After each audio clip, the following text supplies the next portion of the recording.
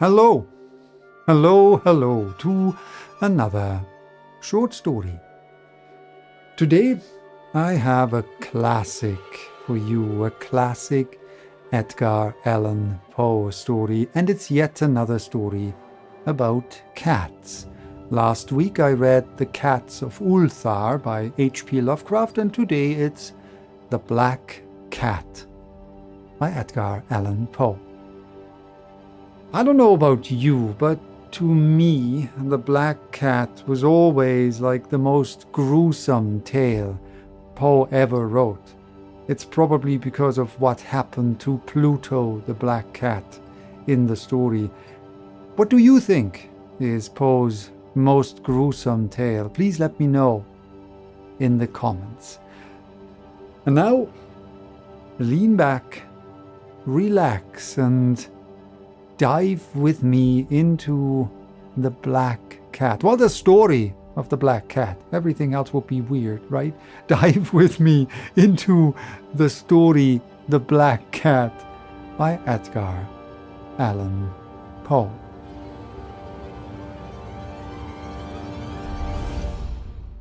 For the most wild yet most homely narrative which I am about to pen, I neither expect nor solicit belief.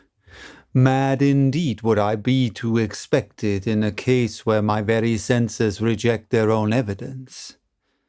Yet, mad am I not, and very surely do I not dream. But tomorrow I die, and today I would unburthen my soul. My immediate purpose is to place before the world plainly and succinctly and without comment a series of mere household events. In their consequences, these events have terrified, have tortured, have destroyed me. Yet, I will not attempt to expound them.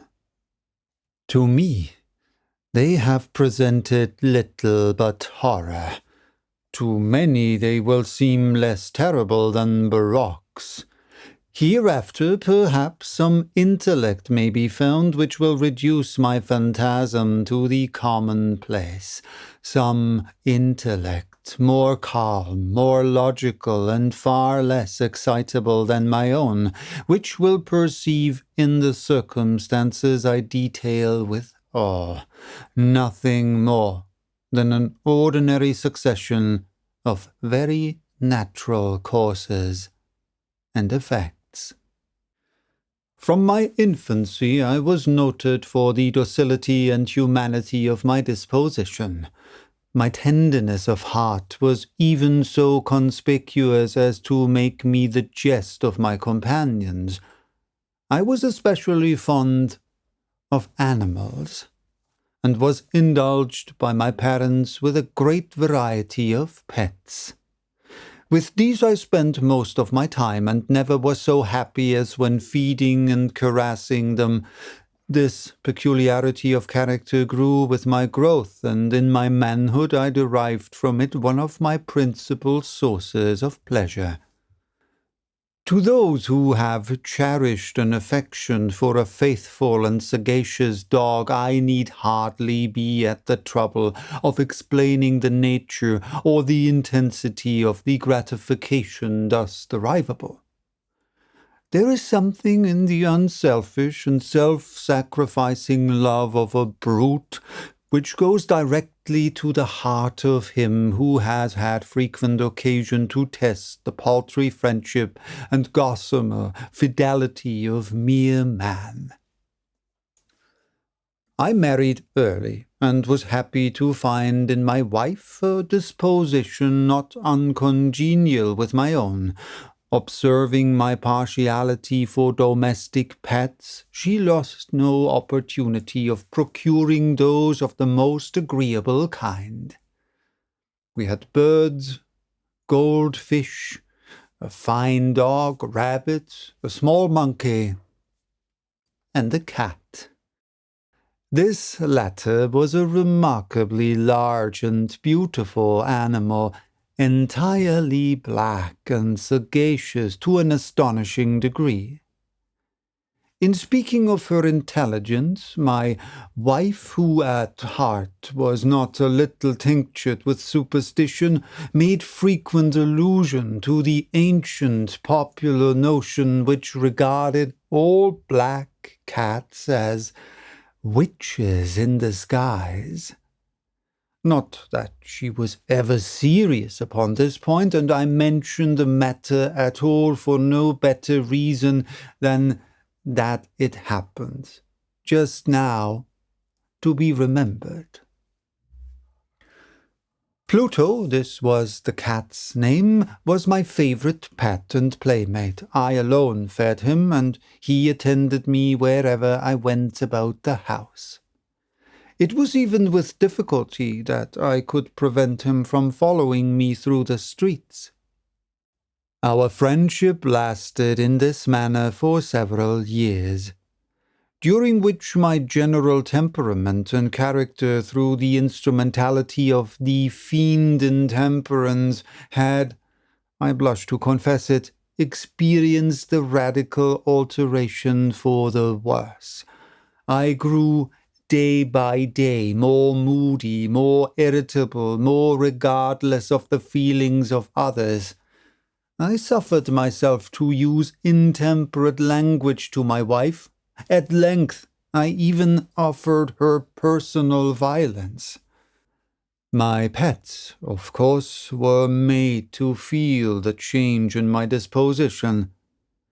I not only neglected, but ill-used them.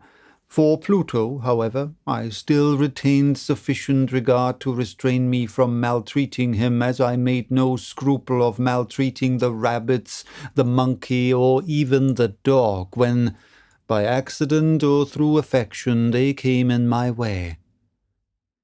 But my disregard grew upon me, for what disease is like alcohol? And at length, even Pluto, who was now becoming old and consequently somewhat peevish, even Pluto began to experience the effects of my ill temper. One night, returning home much intoxicated from one of my haunts about town, I fancied that the cat avoided my presence. I seized him, when, in his fright at my violence, he inflicted a slight wound upon my hand with his teeth.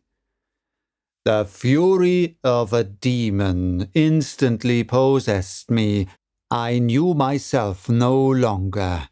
My original soul seemed at once to take its flight from my body, and a more than fiendish malevolence, gin-nurtured, thrilled every fibre of my frame. I took from my waistcoat pocket a penknife, opened it, grasped the poor beast by the throat, and deliberately cut one of its eyes from the socket.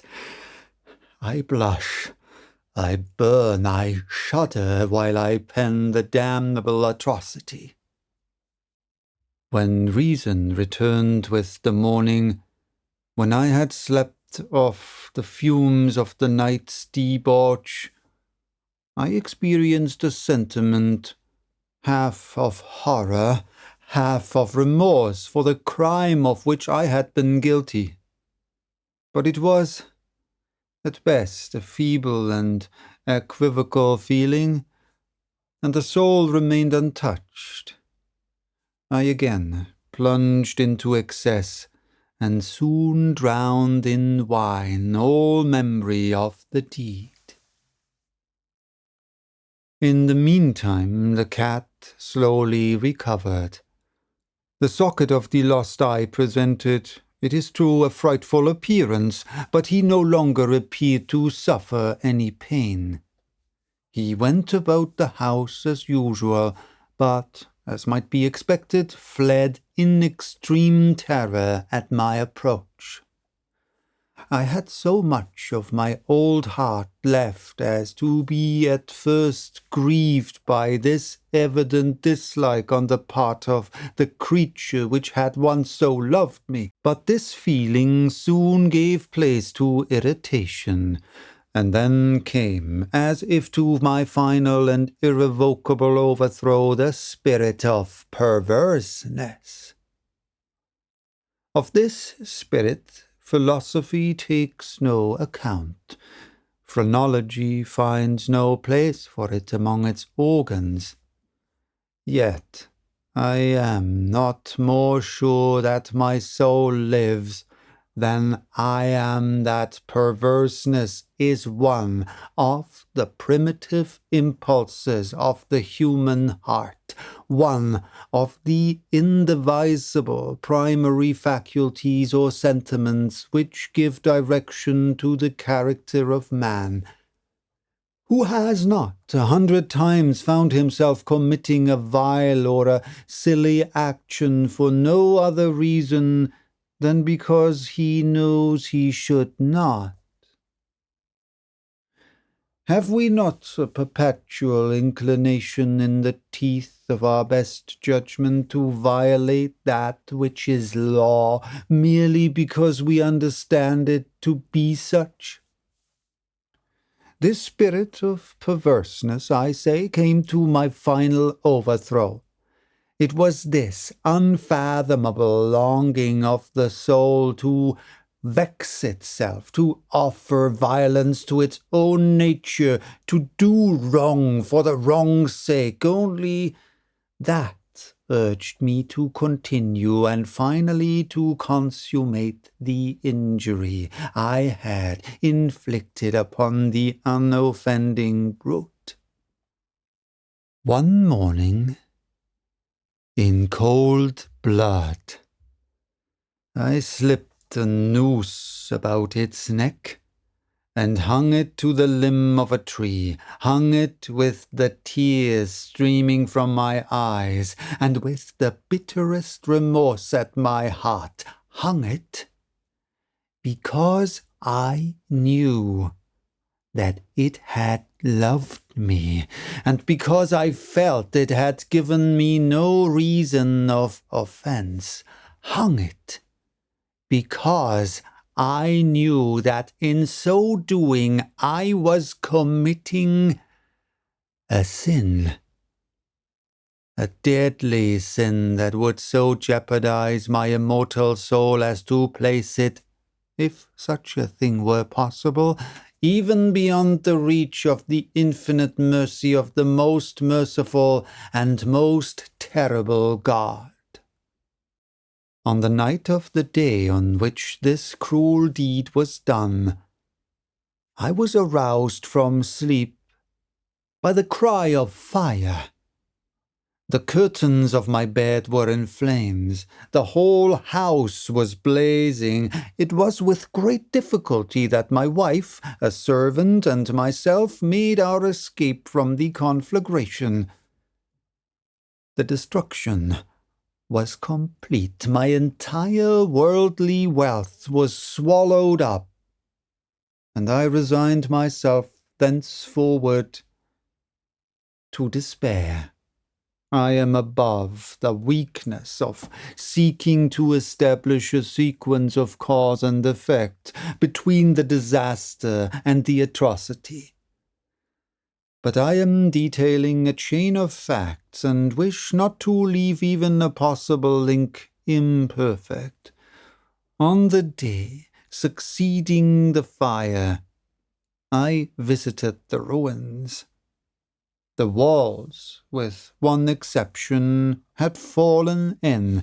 This exception was found in a compartment wall, not very thick, which stood about the middle of the house, and against which had rested the head of my bed. The plastering had here in great measure resisted the action of the fire, a fact which I attributed to its having been recently spread. About this wall a dense crowd were collected, and many persons seemed to be examining a particular portion of it with very minute and eager attention. The words strange, singular, and other similar expressions excited my curiosity. I approached and saw, as if graven in bas relief upon the white surface, the figure of a gigantic cat. The impression was given with an accuracy truly marvelous. There had been a rope about the animal's neck. When I first beheld this apparition, for I could scarcely regard it as less, my wonder and my terror were extreme. But at length reflection came to my aid. The cat, I remembered, had been hung in the garden adjacent to the house. Upon the alarm of fire, this garden had been immediately filled by the crowd, by someone of whom the animal must have been cut from the tree and thrown through an open window into my chamber. This had probably been done with the view of arousing me from sleep. The falling of the other walls had compressed the victim of my cruelty into the substance of the freshly spread plaster, the lime of which, with the flames and the ammonia from the carcass, had then accomplished the portraiture as I saw it. Although I thus readily accounted to my reason, if not altogether to my conscience, for the startling fact just detailed, it did not the less fail to make a deep impression upon my fancy. For months I could not rid myself of the phantasm of the cat, and during this period there came back into my spirit a half-sentiment that seemed, but was not, remorse. I went so far as to regret the loss of the animal, and to look about me among the vile haunts which I now habitually frequented for another pet of the same species and of somewhat similar appearance with which to supply its place. One night, as I sat, half stupefied in a den of more than infamy, my attention was suddenly drawn to some black object reposing upon the head of one of the immense hogsheads of gin or of rum which constituted the chief furniture of the apartment. I had been looking steadily at the top of this hogshead for some minutes, and what now caused me surprise was the fact that I had not sooner perceived the object thereupon. I approached it and touched it with my hand. It was a black cat, a very large one, fully as large as Pluto, and closely resembling him in every aspect but one.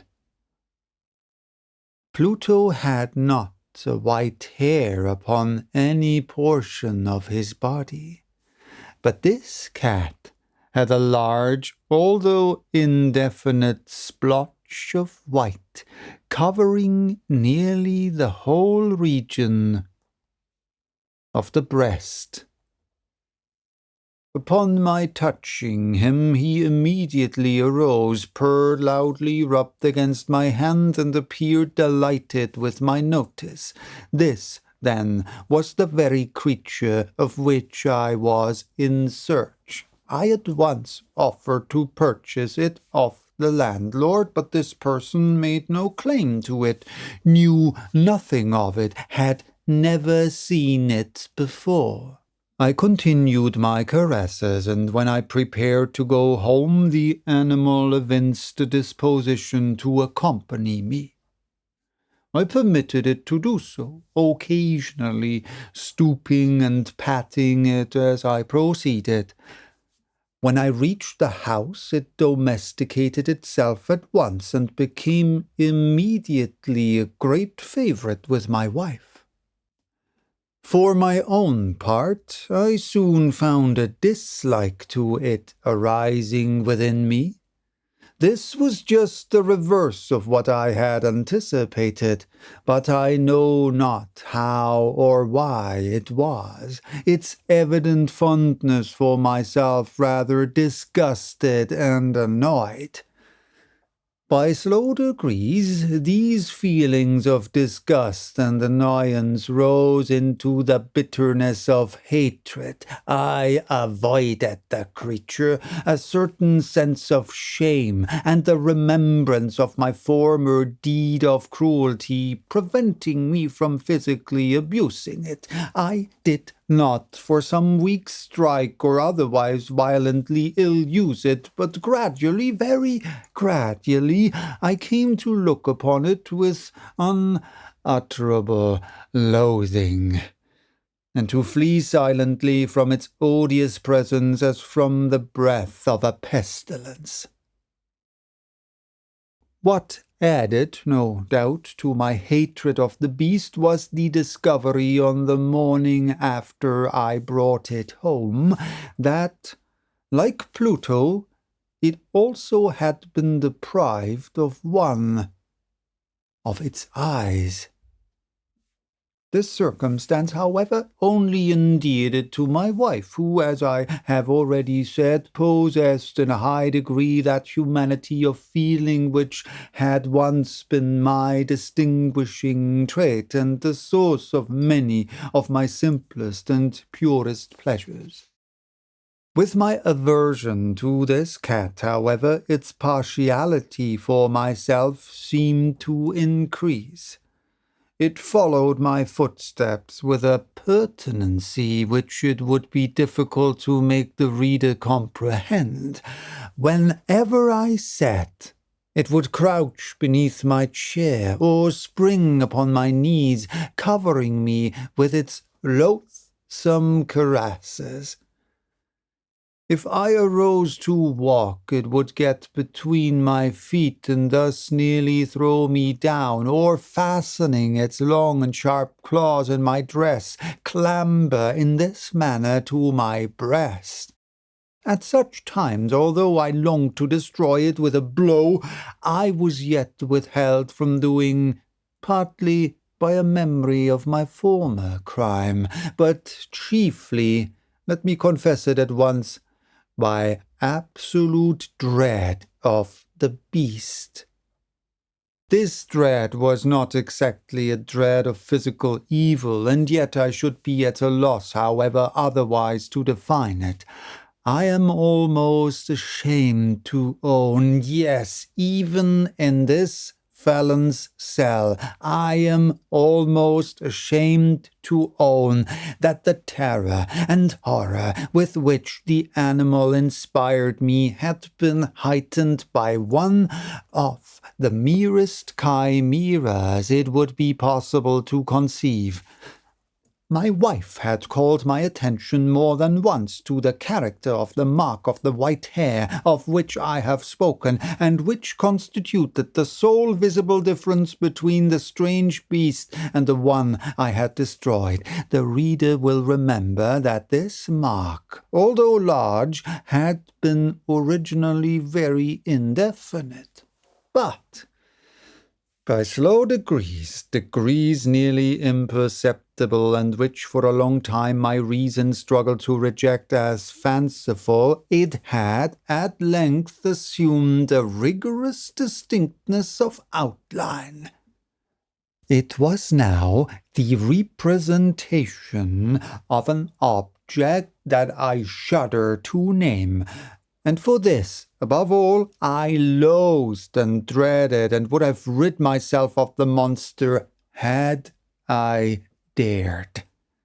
It was now, I say, the image of a hideous, of a ghastly thing, of the gallows. Oh, mournful and terrible engine of horror and of crime, of agony and of death.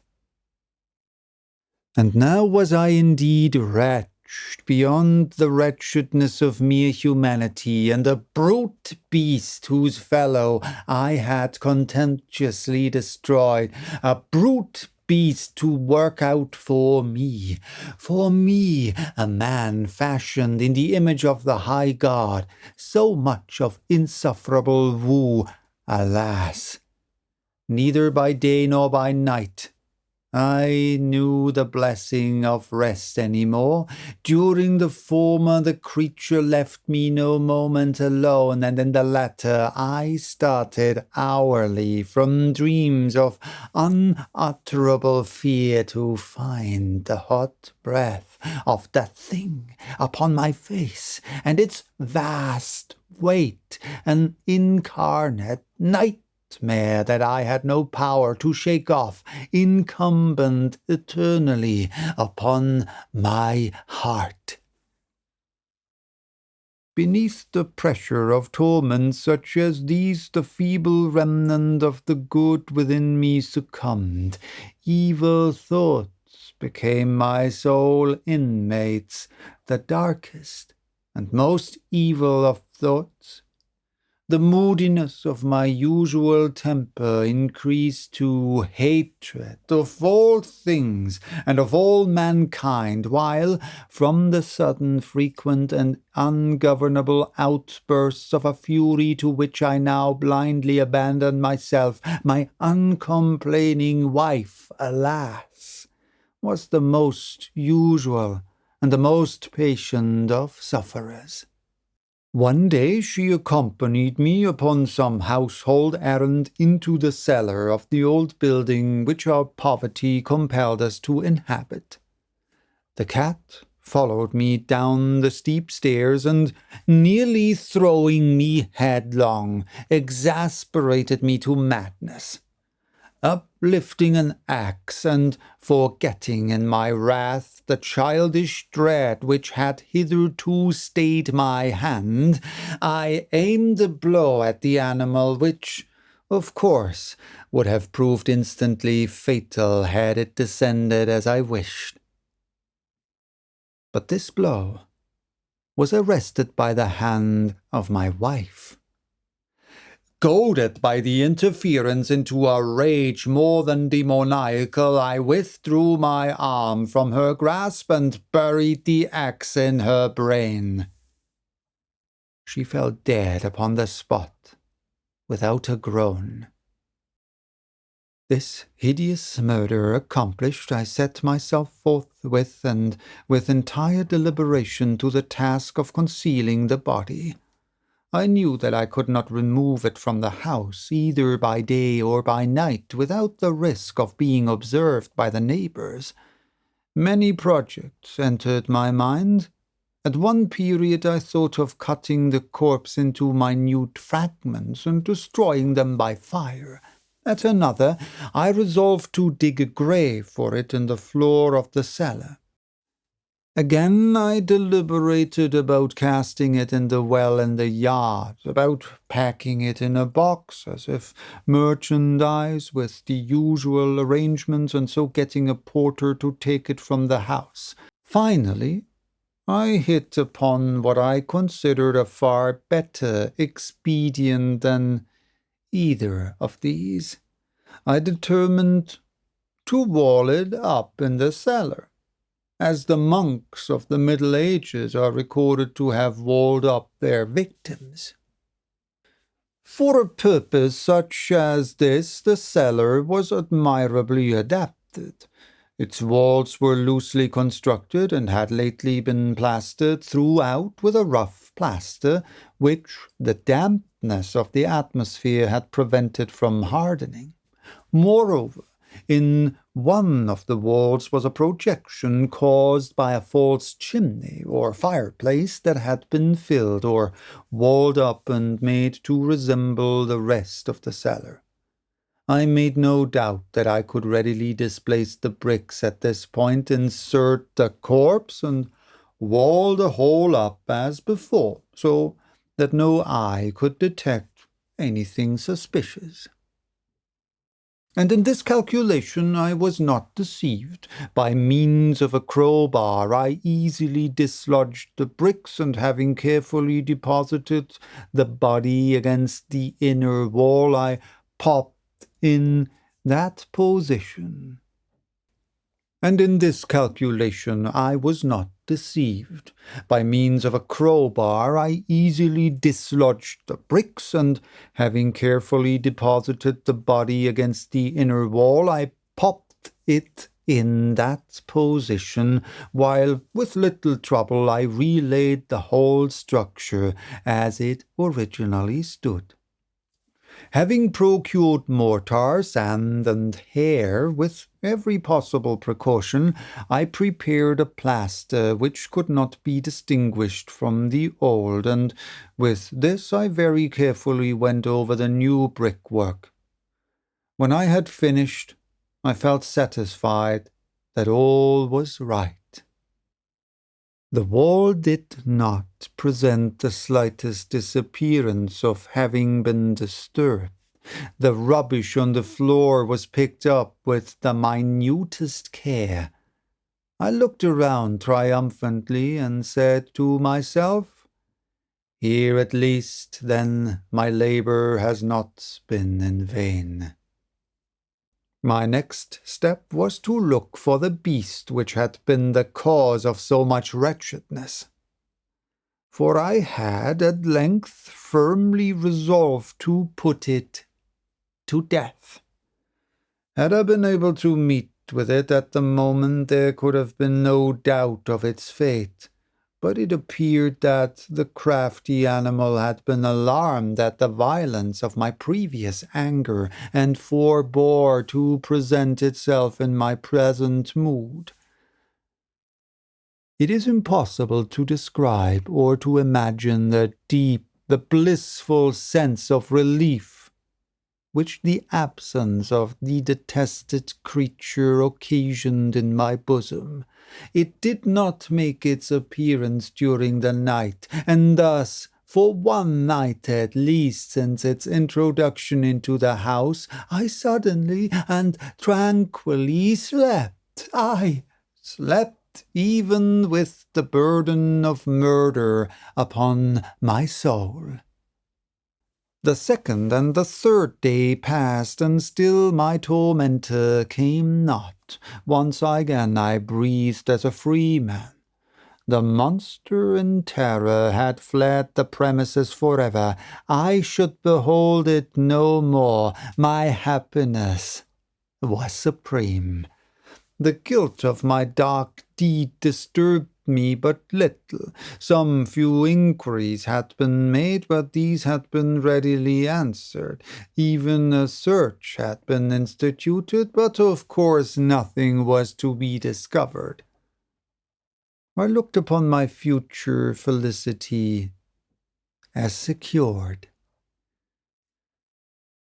Upon the fourth day of the assassination, a party of the police came very unexpectedly into the house and proceeded again to make rigorous investigation of the premises. Secure, however, in the inscrutability of my place of concealment, I felt no embarrassment whatever. The officers bade me accompany them in their search. They left no nook or corner unexplored. At length, for the third or fourth time, they descended into the cellar. I quivered not in a muscle. My heart beat calmly as that of one who slumbers in innocence. I walked the cellar from end to end. I folded my arms upon my bosom and roamed easily to and fro.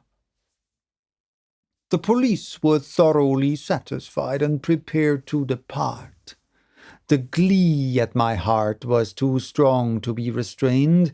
I burned to say if but one word by way of triumph, and to render doubly sure their assurance of my guiltlessness. Gentlemen, I said at last, as the party ascended the steps, I delight to have allayed your suspicion. I wish you all health and a little more courtesy. By the by, gentlemen, this is a very well-constructed house. In the rabid desire to say something easily, I scarcely knew what I uttered at all. I may say an excellently well-constructed house. These walls— Are you going, gentlemen? These walls are solidly put together. And here, through the mere frenzy of bravado, I rapped heavily with a cane which I held in my hand upon that very portion of the brickwork behind which stood the ghastly corpse of the wife of my bosom.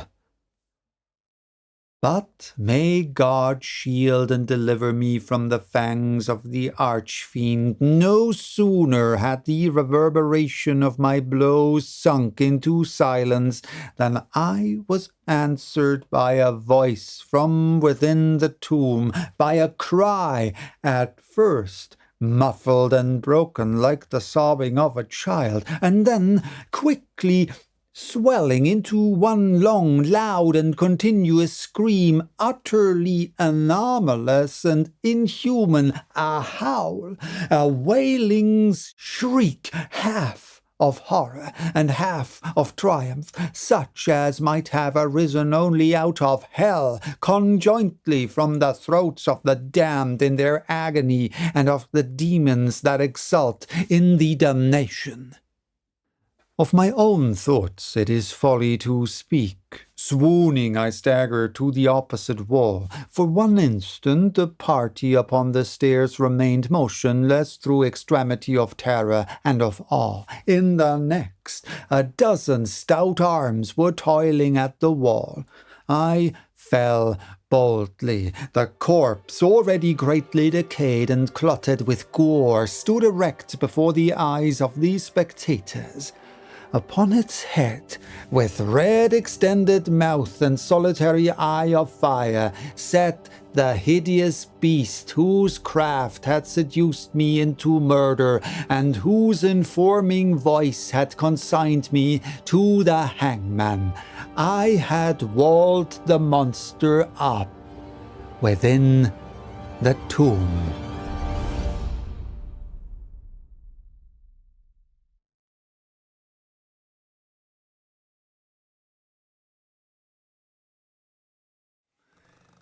Gentlemen,